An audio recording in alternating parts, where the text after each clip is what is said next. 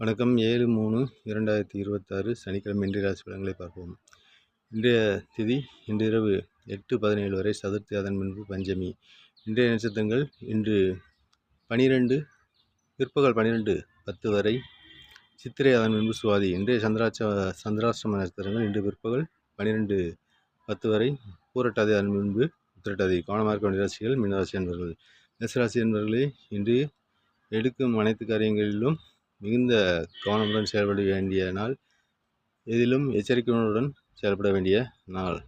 ரிஷபராசி என்பவர்களே, இன்று மனப்போராட்டமான நாளாகவே இருக்கும். எனவே இக்காரியத்தில் மிகுந்த கவனமுடன் செயல்படுவது நல்லது. மிதுனராசி என்பவர்களே, இன்று பூர்வ நிச்சயத்தில் சந்திரன் உள்ளார். எனவே எடுக்கும் அனைத்து காரியங்களிலும் காரிய வெற்றி பெறுவீர்கள். தனவரவு உண்டு.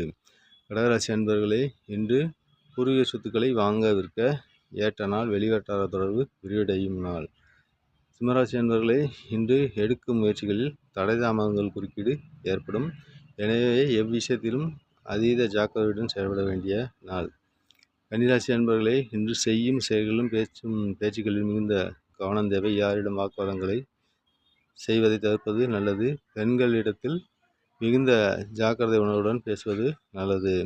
துலாம் ராசி என்பவர்களே, இன்று வீண் விரயங்களும் அலைச்சல்களும் மேலும் காணப்படுகிறது. எனவே எச்செயலிலும் கூடுதல் கவனம் தேவை. உச்சிராசி என்பவர்களே, இன்று மனப்போராட்டமான நாளாக இருக்கும். எடுக்கும் அனைத்து செயல்களும் தடைதாமம் குறுக்கீடு ஏற்படும். எனவே கவனம் தேவை. தனுசு ராசி என்பவர்களே, இன்று செய்யும் அனைத்து காரியங்களிலும் காரிய வெற்றி உண்டு. தனவரவு உண்டு. மகராசி என்பவர்களே, இன்று தொழிலில் அமோக முன்னேற்றம் உண்டு. எடுக்கும் அனைத்து காரியங்களிலும் வெற்றி பெறுவீர்கள். கும்பராசி என்பவர்களே, இன்று தந்தையார் உடல்நிலையில் கவனம் தேவை. எடுக்கும் அனைத்து காரியங்களிலும் மிகுந்த கவனமுடன் செயல்படுவது நல்லது. உடல்நிலையில் அதீத கவனத்தை செலுத்த வேண்டியது நல்லது.